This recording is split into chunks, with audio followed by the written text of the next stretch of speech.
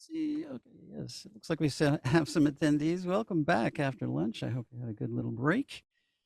I'm Keith McDonald, MC for the day, and I get a bit of a break this afternoon. I have an opportunity to, in this particular panel, participate actually, and there are other moderators, including the gentleman that I'm going to introduce right now. And I have a guaranteed way to make this person laugh. And basically all I have to do is go potato, potato, potato, potato, potato, potato, potato, potato, potato. Now you might say, what is that? Richard has just put on his camera, which is excellent. Richard once told me that's the sound of a Harley Davidson at idle. Potato, potato, potato. Very unique sound. And it occurred to me, we also have a very unique person in Richard. He took his Harley, and it's the Harley that I'm talking about, across Canada in the Open Government Tour some years ago now, but it still sticks in my memory as one of the best things I've ever seen as a way to present open government and open data. So Richard, I congratulate you for that. And I think the best way, rather than applause, you know, if we were live in the room, I think your new play on music should always be potato, potato, potato, potato, potato, potato, potato, potato. So I present to you our moderator for this lightning talk session, Richard Pietro. And hello, everyone. It's a pleasure speaking to a whole lot of you. We've been a lot of the old faces here. I've been through a lot of the conversations for the last decade, some even longer than that. And it's always fun to see new faces that are just getting their learn on when it comes to open government and open data. And today, these lightning talks, you'll find them to be, oh, no sound. I'm hearing, okay, we're good now.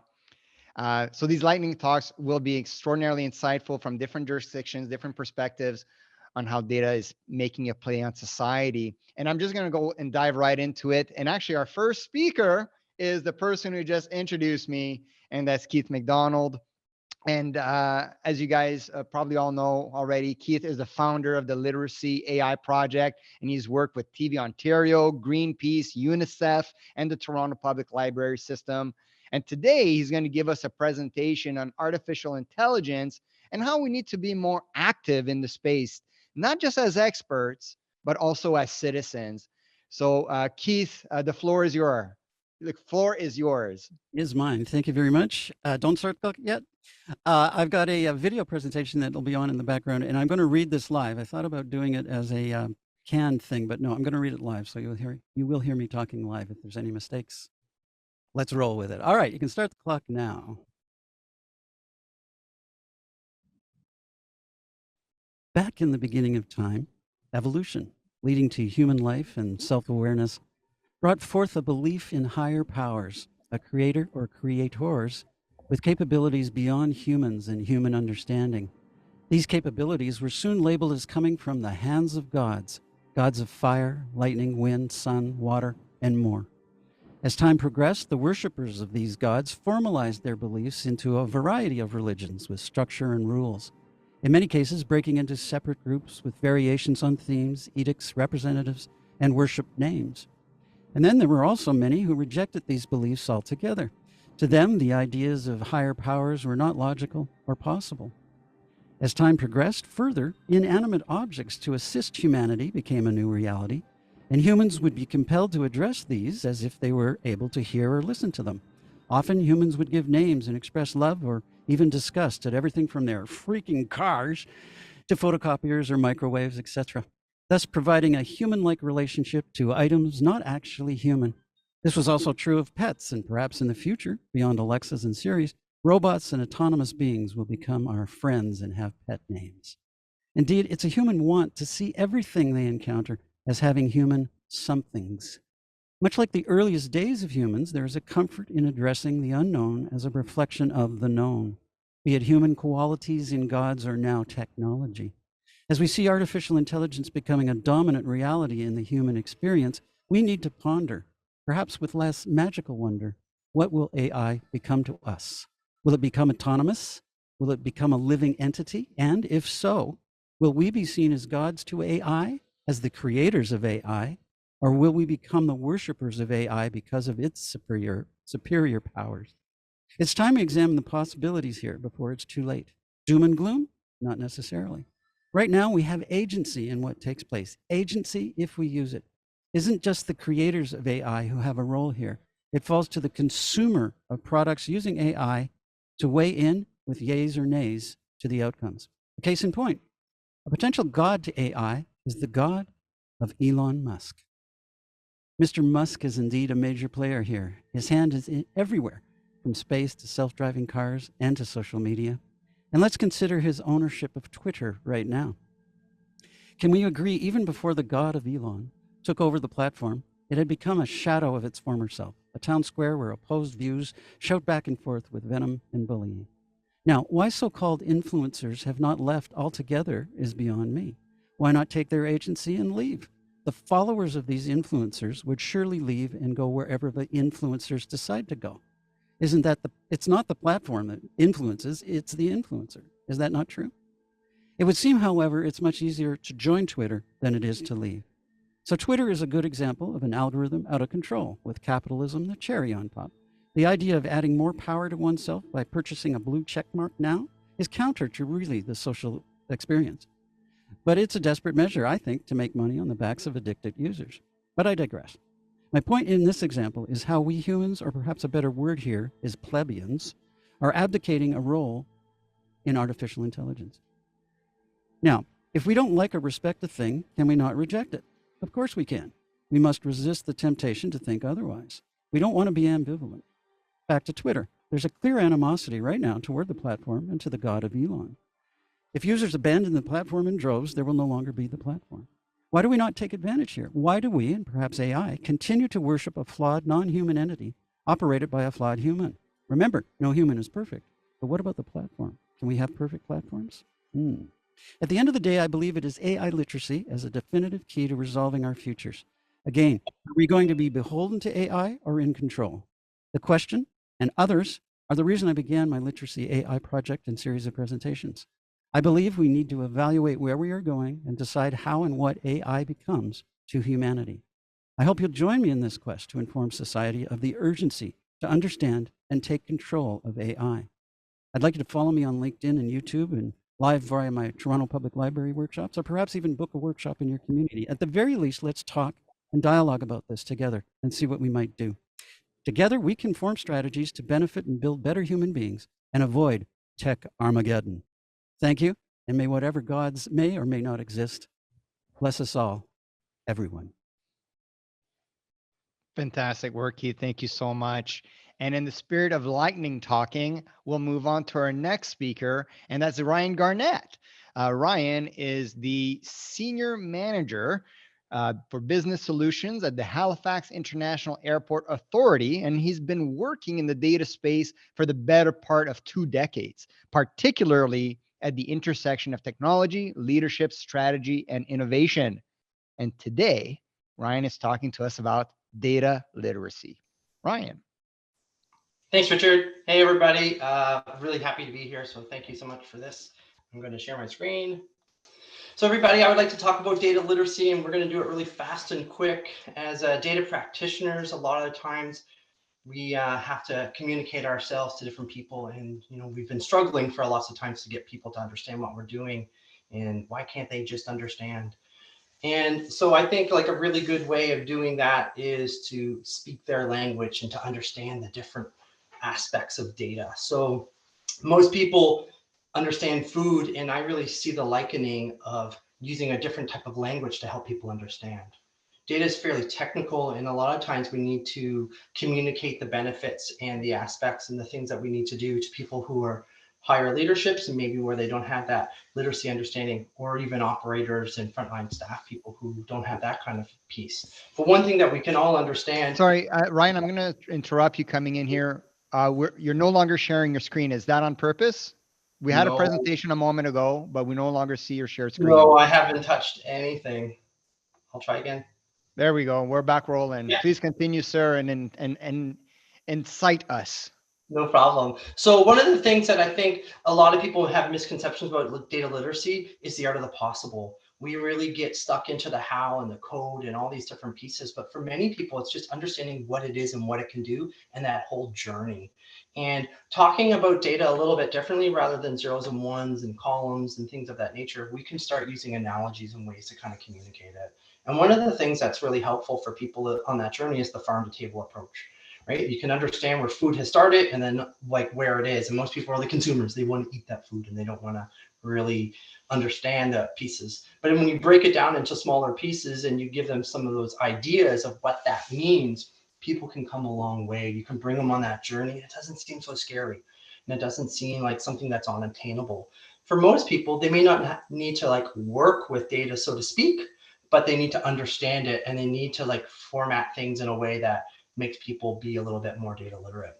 And that literacy can live at different levels. It doesn't have to be extremely non-technical. You can also make things to be a little bit more technical for people as they move forward as well.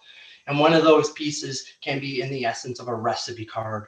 Most of us being adults and adult learners don't have the time or maybe even the wherewithal to think of things linearly from start to finish. I'm going to learn a language at 0 as a toddler and then be a perfected person all the way in the end. They don't have that desire. But if we break things down into small usable chunks, we can really move mountains and talk really well. So those recipe cards are kind of that thought pattern. We know that when you go to a recipe book, you don't have to read all 500 pages to be able to make a really nice dinner or meal. You have everything all connected into one sizable chunk that people can consume and deliver upon. So when we start thinking about how we need to communicate and we need to educate people in that literacy perspective, take that into consideration as maybe break down and get away from that data talk and talk to the people the way that they might understand. And food is a really good analogy along those ways, breaking it down into small chunks that aren't too hard to consume, and don't expect people to know everything off the start. So this is a little approach, the farm to table, to understand that entire journey,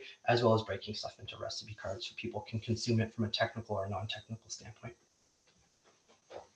How's that for time, Richard? You're golden. You got about 1.5 minutes left if you want it. Yeah, so one of the things that we see here on this piece is like having people understand how technically hard it is. And I really like spicy food, so breaking it down into the spiciness, it's really easy or it's not. We can see this over here, the number of parts, and everything's all concise and together, and it's giving people that, what am I trying to do and how am I trying to do it and what comes out, so people can do that step, that one-to-one aspect as they're taking things on new. Right? When you're a seasoned veteran, you can look through stuff like at the Matrix. You can just see all the zeros and ones as it flies by. But as you're bringing people on that journey, and when their maturity level is low and they're on the first rung of the ladder, it's really hard to discern that differences. So giving those one-to-one steps is really helpful for people to understand what's the concept, how do I do that concept, and what's the expected outcomes. Okay, Richard, how's that? Turn it over. Yeah, if you're done, absolutely. You have about 30 seconds left, but once again, brevity is the soul of wit, and I think everybody appreciates the great presentation you gave us in terms of contextualizing data literacy. So thank you, Ryan. With that, we'll move on to our next speaker, and that is Kelly Austen. She is the Senior Project Manager in the Digital Innovation Office for the City of Hamilton. And her portfolio includes projects that support Hamilton's digital strategy, open data, and digital equity. And today, Kelly is going to talk to us about the development of the City of Hamilton's open data policy. Kelly, go for it. Good afternoon, everyone. Let's see. It doesn't look like I'm sharing the right screen here. There we are. Can everyone see my presentation? Yeah, we're seeing Hamilton open data policy. Perfect. Your header. Perfect. Yeah. We're on a good course here. Well, good afternoon, and especially happy Friday, everyone. I feel very privileged to be asked to speak on behalf of the City of Hamilton to all you like-minded fellow data enthusiasts. So with that, we have 5 minutes. I'm going to jump right in. I would first like to talk about why we decided as a city to build an open data policy.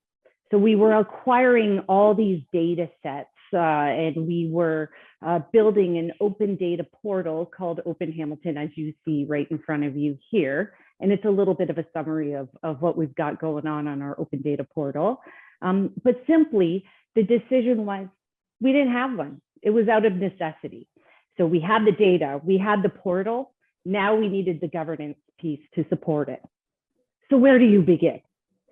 Understanding that there is this vast global community of open data aficionados, and implying kind of a KISS methodology. Keep it simple. That's our motto.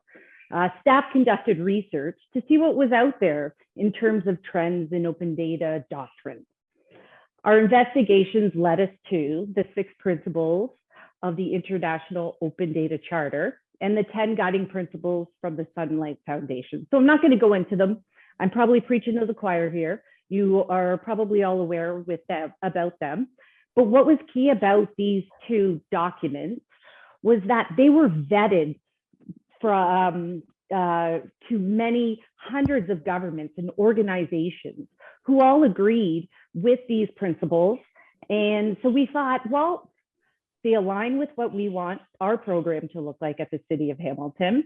Actually, Kelly, I'm going to stop you. Are you advancing your slides right now? Because we appear to still be on the opening slides.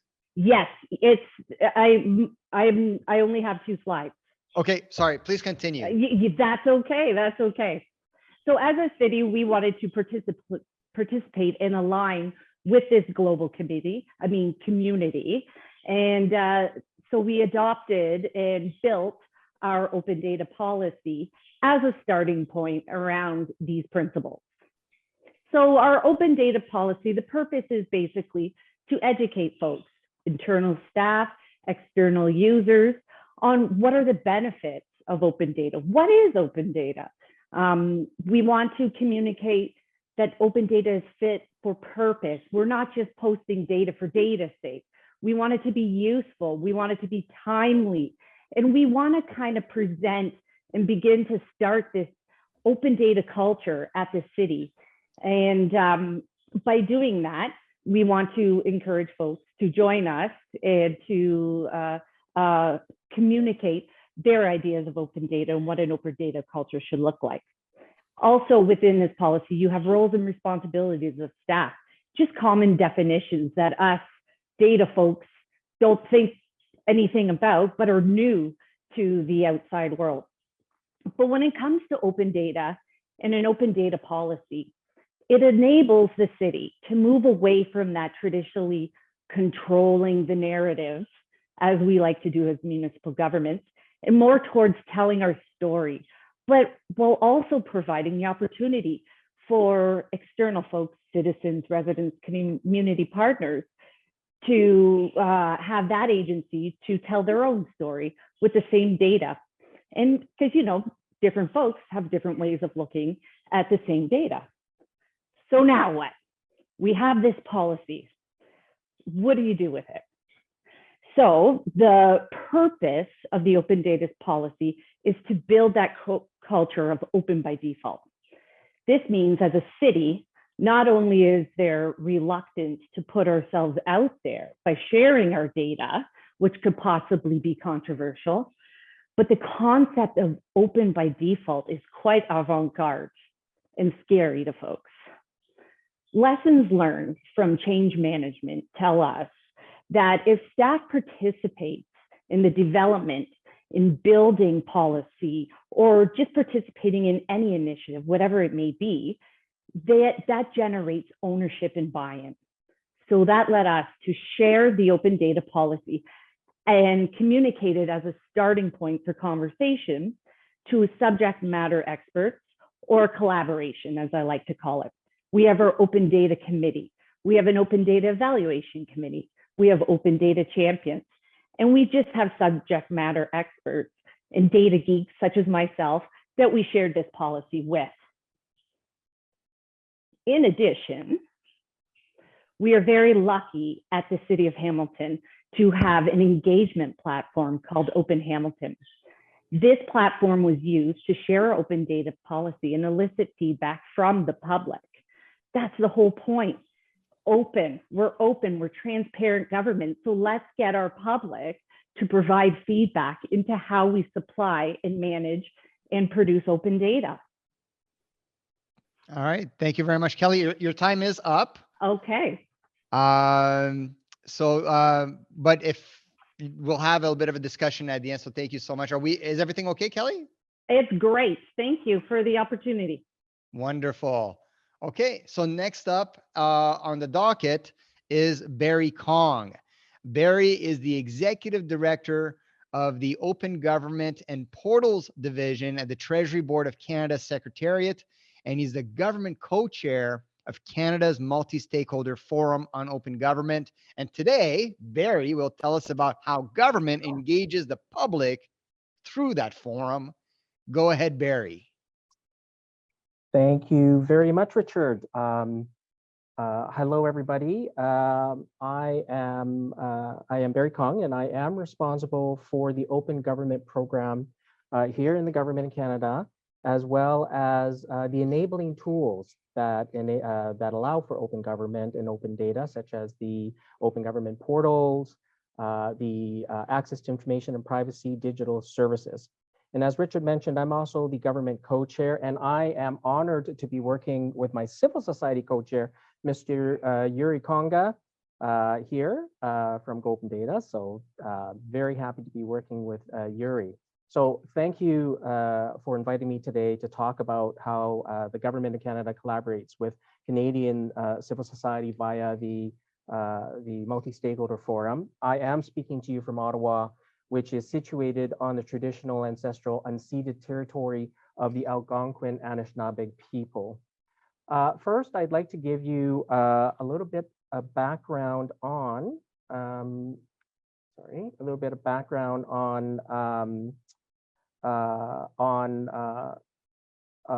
Multi-Stakeholder Forum. Canada's Multi-Stakeholder Forum was launched in January 2018. So before we created the MSF, we had civil society reaching out to us to propose organizing a stakeholder forum of some sort.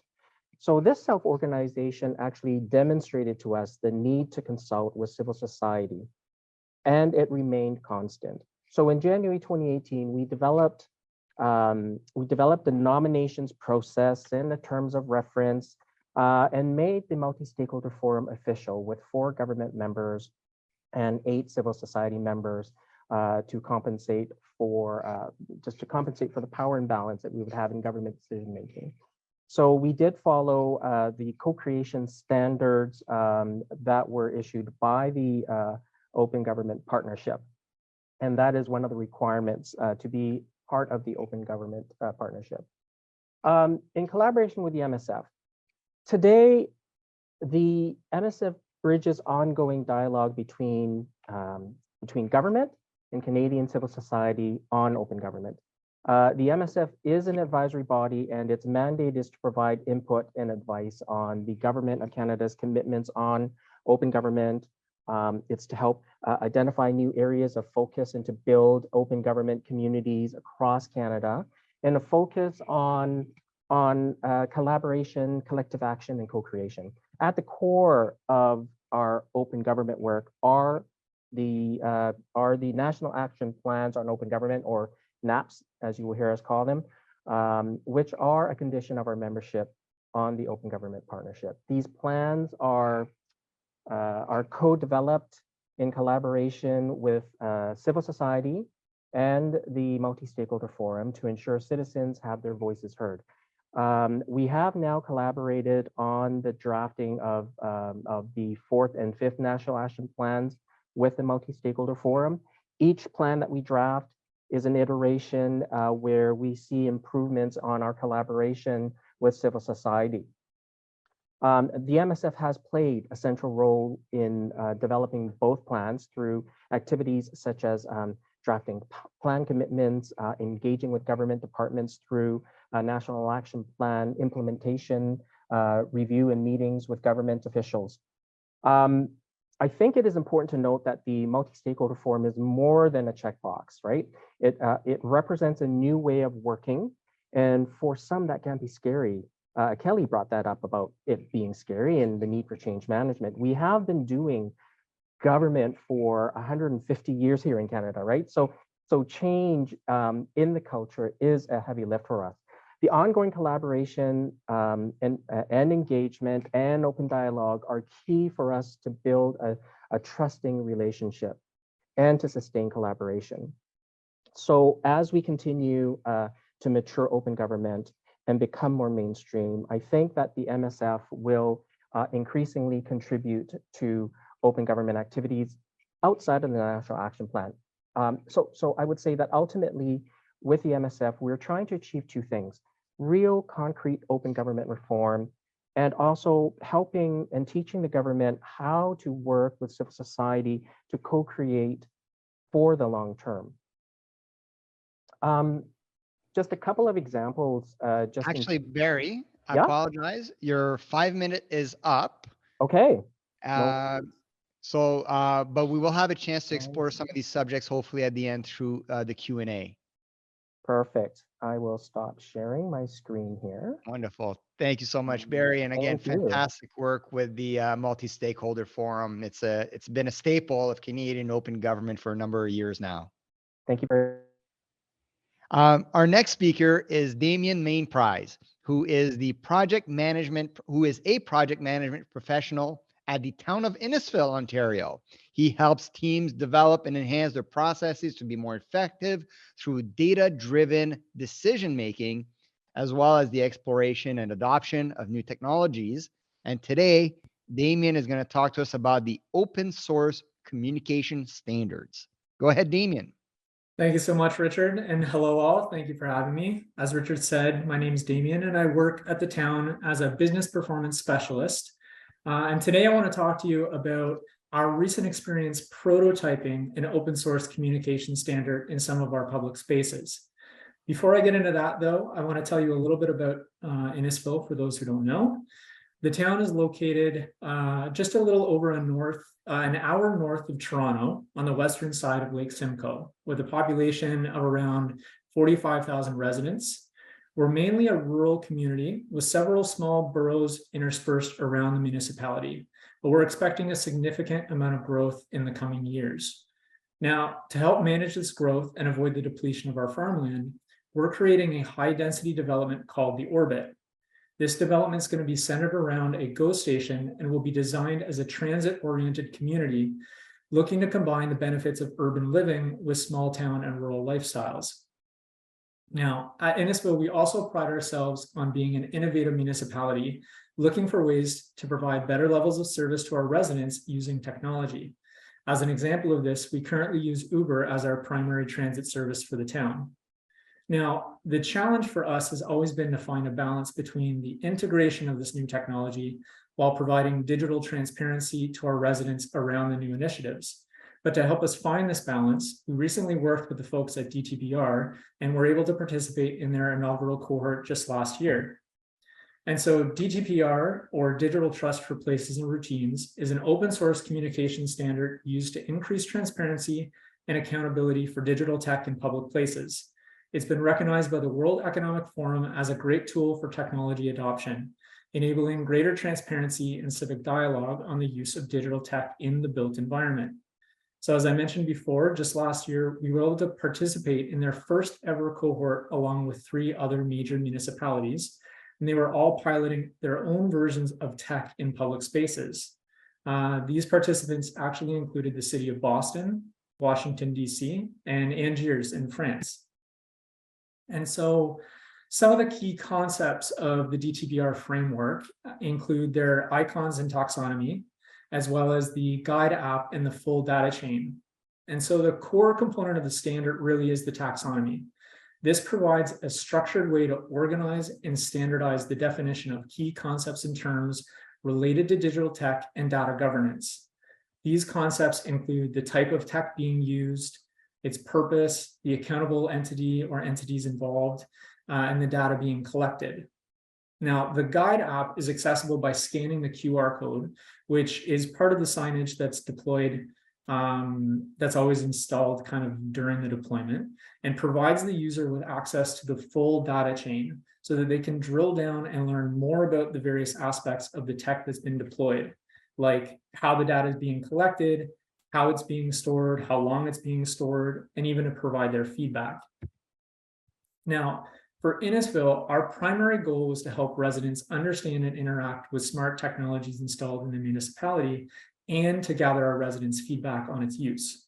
So in the picture that you can see, installation of signs and sensors were actually done at two of our most popular parks, those being Innisfil Beach Park and Centennial Park. And in general, we found people found the messaging of the signs to be clear and understood what the town was aiming to do as part of the initiative.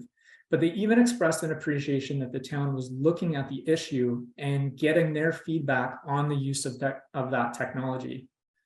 Just to dive a bit deeper into the feedback, after users scan that QR code, they could also provide their feedback or feelings through an emoji survey regarding the tech being deployed and the mobile app itself. So of the survey respondents, we found over half said that the technology made them feel happy or very happy. More than 60% found the information within the app both helpful and easy to understand. And nearly 3/4 found that the process of getting to the app and accessing the app to be easy. So overall, these were very positive results for us and a great success.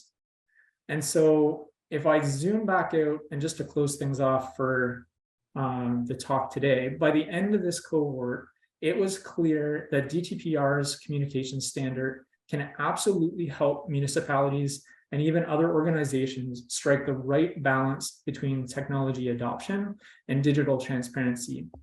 And so by deploying technology and transparency standards together, municipalities will be able to build a much needed level of trust between them and their residents on the use of the new technology and how it's being deployed within public spaces, ultimately leading to more insightful decisions and better levels of service. And so that's all the time I've got today. You cut me off, Richard. If you've got any questions or want to learn more about the municipality of the standard, I encourage you to check out the following links. So thank you. Back to you, Richard. Thank you very much, Damien. Our next speaker is Paul Connor, and he's the Executive Director of the Canadian Open Data Society and a former Economic Research Manager and former President of Angel Investors Ontario. And his passion is all about checks and balances in government and society, which has also helped him land roles with the Professional Geoscientists of Ontario organization. And today, Paul is going to talk to us about the next Canadian Open Data Summit and Open Data Certification. Go ahead, Paul. Thank you, Richard. Yes, I'm very excited to announce that the next Canadian Open Data Summit, hashtag CODS23, keep an eye out, is planned for British Columbia this coming November. We're in the process of negotiating with venues now. This returns us to the roots of the summit. 10 years ago, we had our first Open Data Summit in Canada happen in Vancouver. So it's great to, in a sense, come home. We've selected themes for the summit officially as follows: open data, digital futures, and AI. That's the first one. Secondly, actionable data for equity, inclusion, diversity, and anti-racism. And thirdly, open energy. To go back to the first theme, digital futures and AI, data is often at the center of digital service transformation. Discussions around open data and AI bring exciting opportunities along with unanswered questions. So how can we leverage data as part of our digital future? How do we regulate the use of data in emerging technology? Who is responsible for the risks and rewards of using artificial intelligence? Did anyone say ChatGPT? For the second theme, actionable data for equity, inclusion, diversity, and anti-racism, we know across Canada there is much work to be done to break down barriers, become more equitable, and to eliminate racism. People are asking for systemic change in our justice, healthcare, and education systems. Data is key in identifying where these barriers exist and ways to eliminate them. How can we better use data to support this important work? And how do we assure the public their data is safe and being used in the right ways? And finally, the third theme, open energy. As climate change and political tensions bring more awareness to the importance of energy in our daily lives, many organizations are advocating for greater access to energy data. How can we contribute to the rise of open energy? Together, we will discuss solutions to improve access and use of energy data for efficiency, for economic stimulation, policy development, and to change the world. So we have high hopes, actually, that this summit and its learning sessions will be applicable to the upcoming open data certification that the Society is developing in concert with Go Open Data.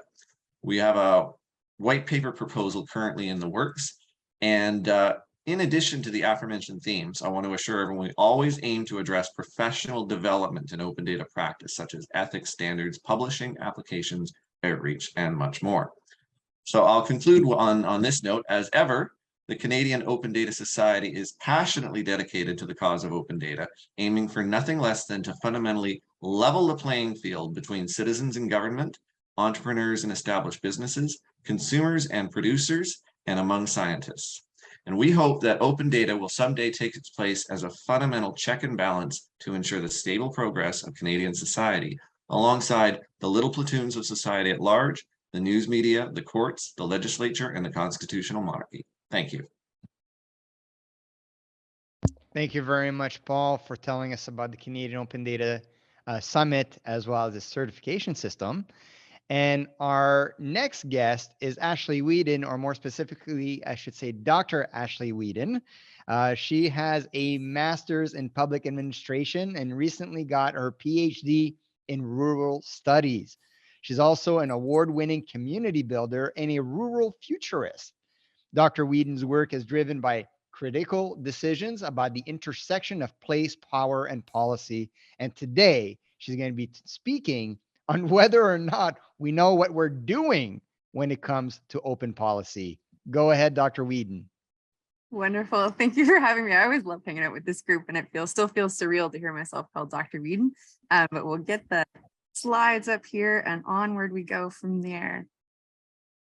So I've had the pleasure of being part of the open data community for most of the first third of my career. It's been a huge part of my life. But I'm also a dyed-in-the-wool policy wonk, and I want to take us way back to first principles after all the wonderful things we've heard in this lightning round and what you've heard today, and say, how do we get back to the idea of making sure we know what we're doing? Because I'm not convinced that we really do know what we're doing, because we have to get back to this idea of what is actual policy? What are the decisions that we're making around opening things up, whether it's data or government, transparency, democracy, any of these things? The principles of good policy design are solving the right problems. And a lot of the times we find ourselves like this cube guy trying to jam himself into this round hole. And we're looking for evidence that will support the policy decisions we want to make, not making policy decisions that fit the evidence. So when we go back to first principles, we really start to look at this question of, am I asking the right question? And am I serving the right need? And how will I know that anybody is any better off as a result of what I've done? This is critical for when we're talking about managing anything from AI to sharing data with people, to thinking about the reasons behind why we do these things. When we look at what we're going to do moving forward, we really need to be sure that we aren't just jamming our cube selves in this round hole. So if data is something important to us and we spend a lot of time thinking about data, we need to really be sure that we remember this is not knowledge. Knowledge is what we do with that data. And we need to be sure that we're giving people the tools to transform what we know in this sort of tangible, discrete way into something that they can do something with. So I always like to go back to a quote that my students are increasingly not getting because I'm going old and out of touch, but Inigo Montoya says, you keep using that word. I don't think it means what you think it means. And I think about that a lot when we talk about opening things up or doing these policy decisions around how we operate, whether it's the tools we use or how we approach the tools that are emerging. If we think of ourselves as making evidence-based decisions, we have to be clear about what that evidence says and how we're making those choices. A lot of this stems from the fact that everybody wants to be the first to go second. And unfortunately, that leads us to putting off the things we know we need to do. Everybody in this room knows the stuff that they need to do when they go back to work. And often we find ourselves looking for reasons to let ourselves off the hook from making difficult decisions, prioritizing the right things. So we have to get back to this idea, like many have said, around JEDI, which I love, which is justice, equity, diversity, and inclusion, not just making things equal or not just making things open. The other part of this beautiful Yoda thing, just a day after May the 4th, is that we really have to get ourselves convinced that we can make these decisions and actually do them. I've been part of these agendas for a long time, and we often talk about the same things. It's time to actually do them. And who cares? So what?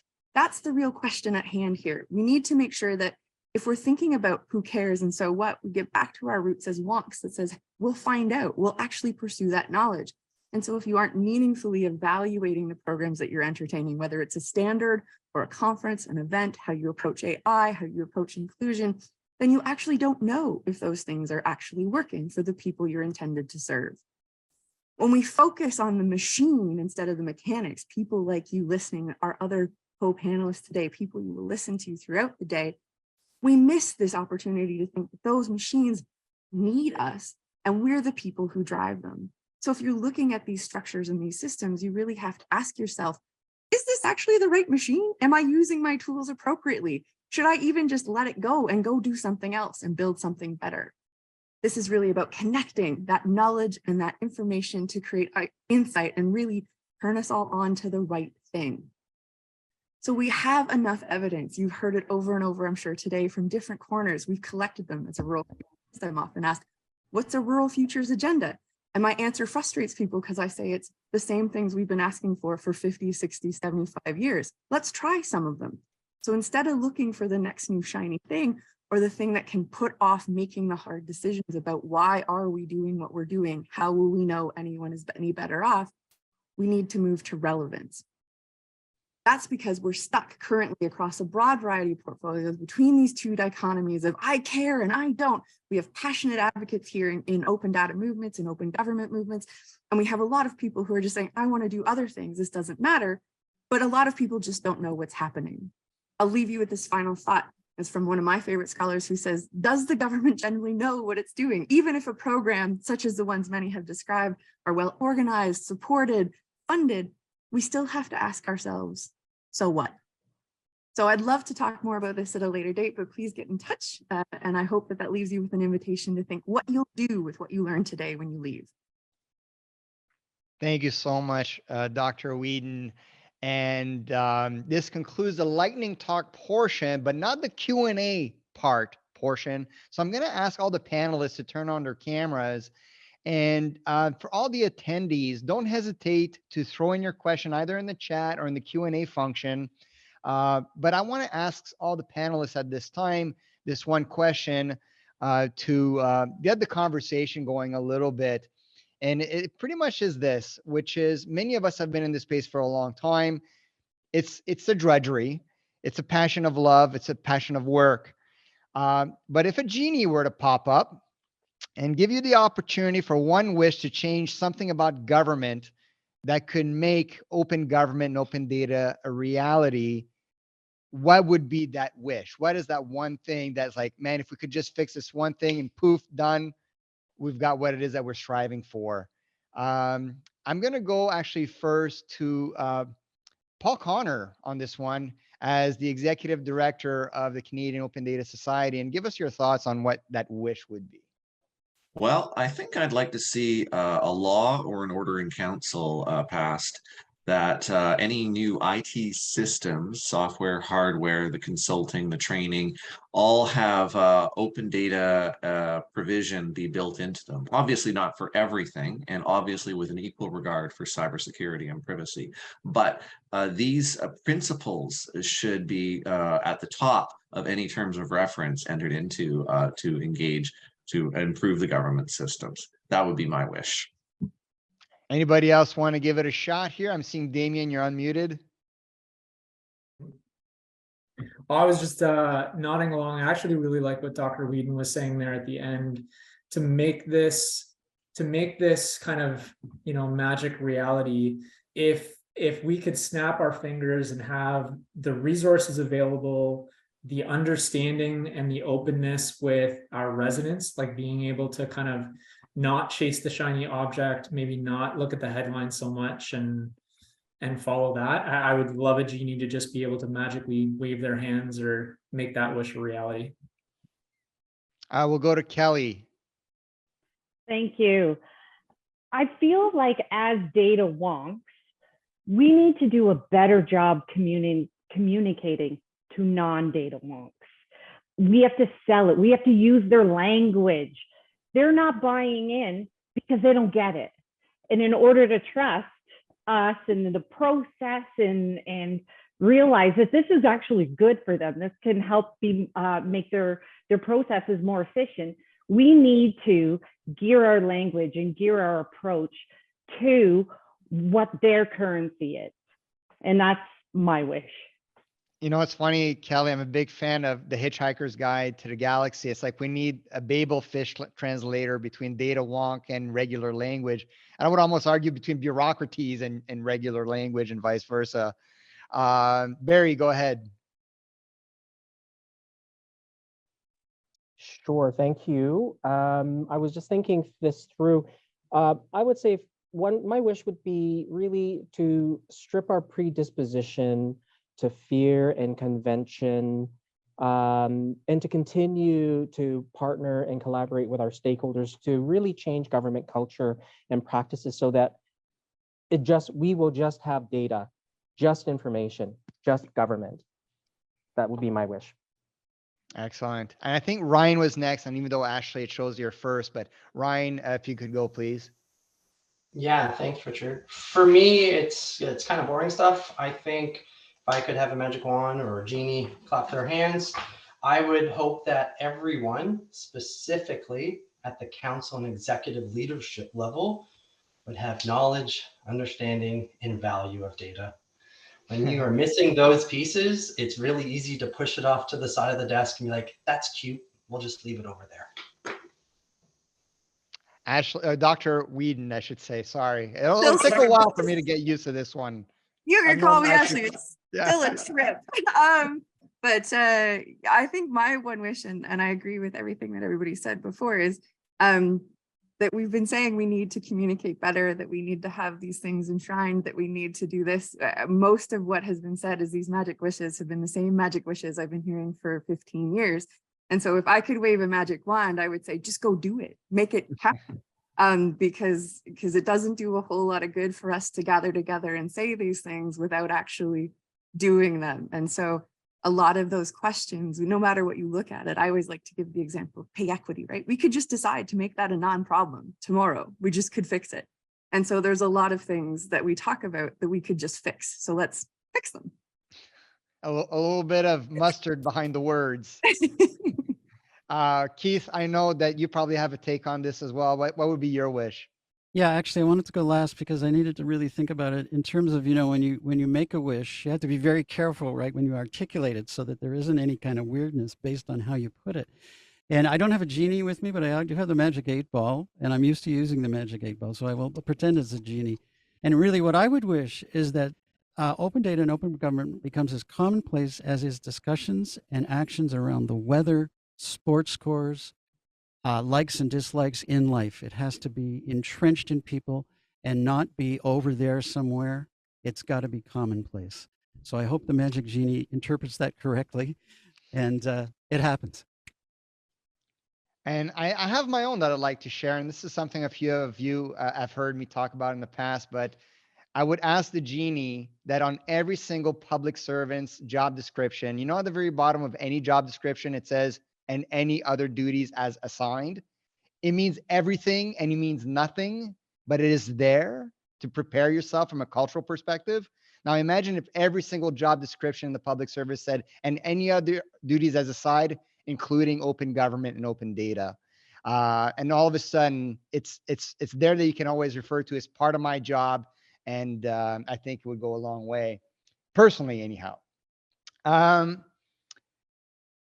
Sorry, some people are running out of time. Can we let them speak to the points they wanted to convey? Well, first, there's some questions that I think we want to answer. And first, it goes to Barry. It's coming from Paul, actually. You were talking about beneficial ownership transparency at the federal level.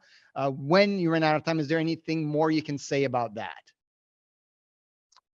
Well, I think that, so just going back to the whole idea of co-creation and working with civil society on things like beneficial ownership, it goes back to 2018 and to the 2018-2020 National Action Plan, where civil society successfully advocated for the inclusion of corporate transparency commitment on beneficial ownership. So that was then brought forward to the 2022 and 2024 National Action Plan with a fiscal, financial, and corporate transparency commitment, along with the budget, government's budget 2022 commitment that the government of Canada will implement a public and searchable beneficial ownership registry at the end of 2023. So, that created the legislation, but that just shows the power of and the importance of working with civil society in order for us to bring about positive change to different aspects of government.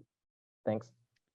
Another question we have from Denis Carr, and this is for all the panelists here. I'll let you guys give the context to, let everyone read the context to it. But the question is, in the panel's opinion, do governments have a responsibility to nourish, curate, and host community and private data sets to advance their sharing? Who'd like to go first? Yes, I'll take that just quickly. Denis, who I know quite well from Toronto. Yeah, I think this goes along with the flavor of what we were always trying to get going in the city, right? The context of being active in the arena. And what I would say is, even though we don't trust the government, at the same time, if you think about it, the government has our driver's license information, our OHIP information, and tax information, and things like that. And I think the government wouldn't be a bad thing to move in a direction of saying, you know, are you really trusting the Metas of this world and the Twitters and so on? And how about we get into this game dealing with, you know, privacy, which, you know, obviously you do safeguard more than anybody I've ever witnessed.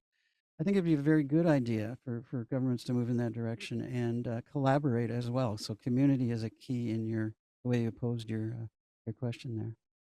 I believe Kelly's hand was first, then Ryan, then Paul. Go ahead, Kelly. Thank you. We kind of have a philosophy at the City of Hamilton that it's not our data, it's our citizens' data.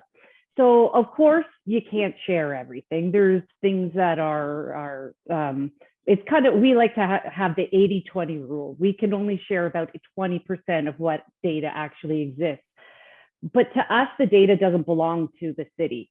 It belongs to the taxpayers. So that's how we try to share what we can and as much as we can that's relevant.